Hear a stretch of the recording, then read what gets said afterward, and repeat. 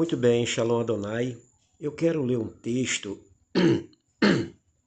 e eu quero explicar dois detalhes que me perguntaram. Isso aqui é de suma e grande importância porque algumas pessoas querem contextualizar determinadas coisas que não pertencem mais a nós. Mas vamos ver aqui.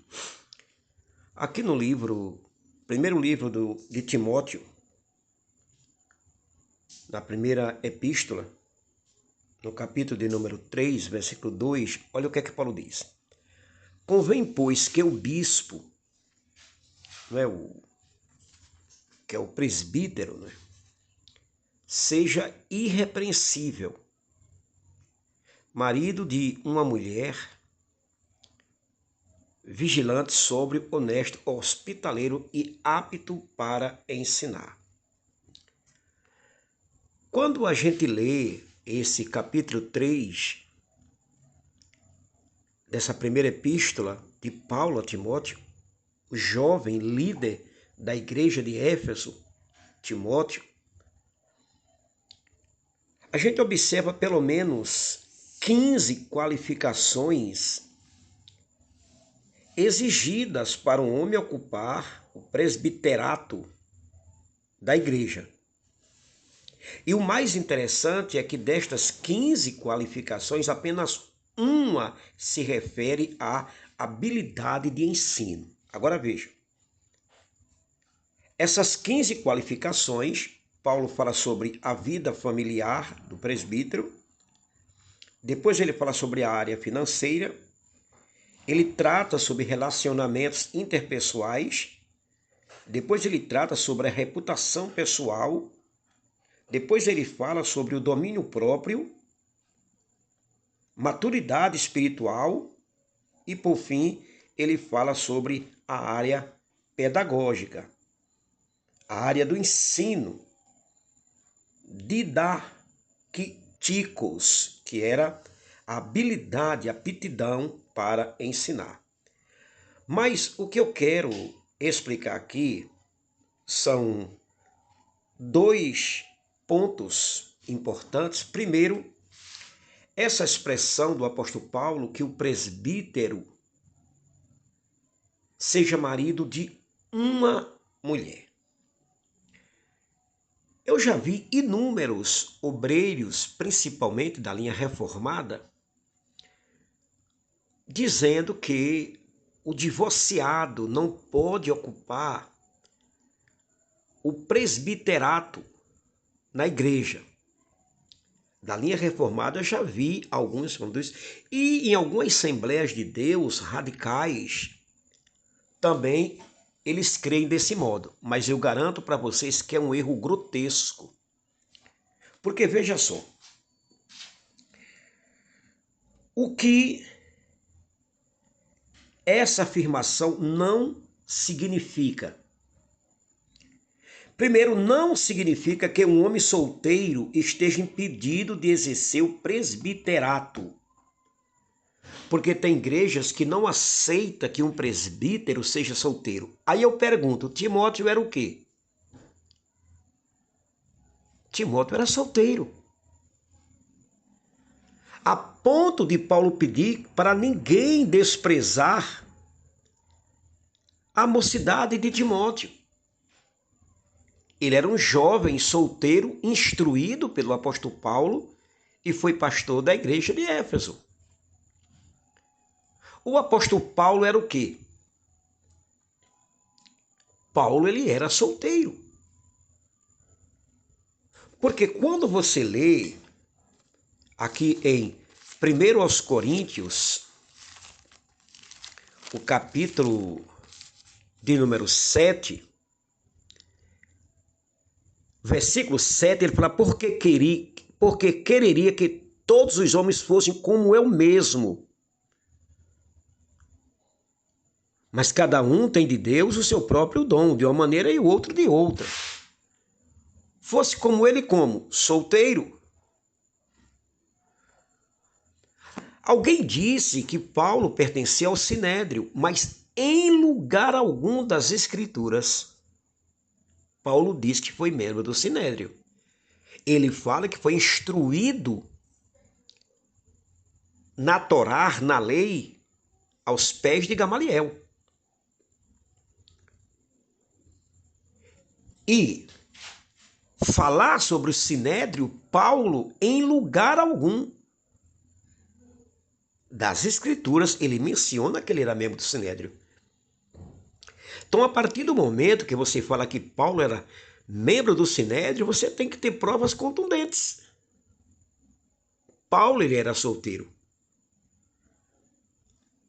Ou depois ele casou, ou ele era um viúvo. O resto é especulações. Então, quando se fala que o presbítero seja esposo de uma só mulher, não significa que o homem solteiro esteja impedido de exercer o presbiterato. O que está se falando é se ele casar, seja marido de uma só mulher.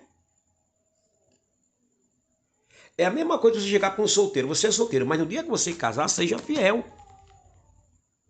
Estão me entendendo agora aí ou não? Esse versículo também não significa que um homem que ficou viúvo e se casou novamente esteja impedido de ser presbítero. Qual é a base que se tem, como algumas igrejas fazem, de um viúvo que se casa não poder exercer o presbiterato? É um absurdo total. E, finalmente, não significa que um homem divorciado, cujo divórcio ocorreu por infidelidade ou abandono do cônjuge, esteja impedido de exercer esse sagrado ministério. Quer dizer que uma mulher vai embora, abandona o marido, traz ele e com ela ele leva o ministério dele, sepulta e ele perde tudo. Perde a mulher e perde o ministério. É um absurdo. Mais do que um absurdo.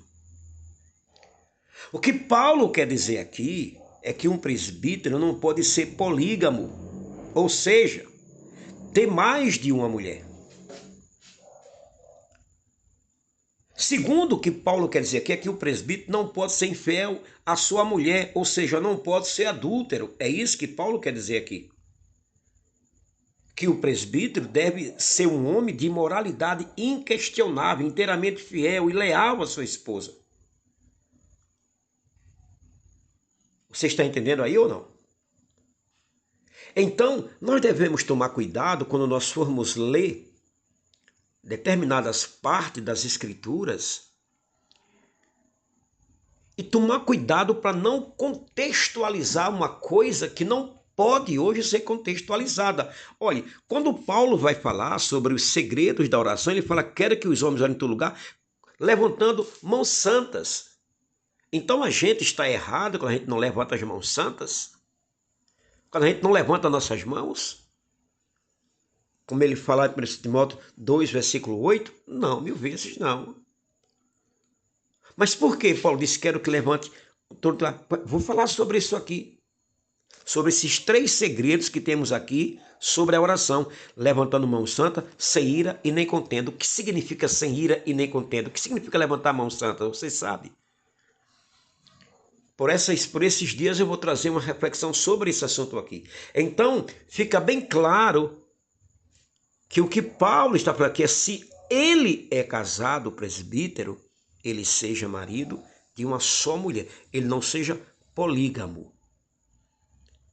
É isso que Paulo está trazendo aqui, porque era normal naquela época, dentro de uma cultura tremendamente pagã, a pessoa ter 1, 2, 3 mulheres. E tinha muito novo convertido na igreja, e aqueles que estavam anelando e almejando o episcopado. Então Paulo deixou esse ensinamento. Quando forem casar, saibam que vocês não podem ser polígamo, marido de uma só mulher. Depois ele fala vigilante, sóbrio, honesto, hospitaleiro e, acima de tudo, apto para ensinar. Essa expressão aqui, só fazendo adendo de hospitaleiro, é porque naquela época os pregadores itinerantes não tinham pousada, era raríssimo ter hotéis e pousadas como nós temos hoje. Os estudiosos daquela época, os historiadores dizem que era raríssimo ter uma pousada e quando encontrava era uma coisa absurda de cara.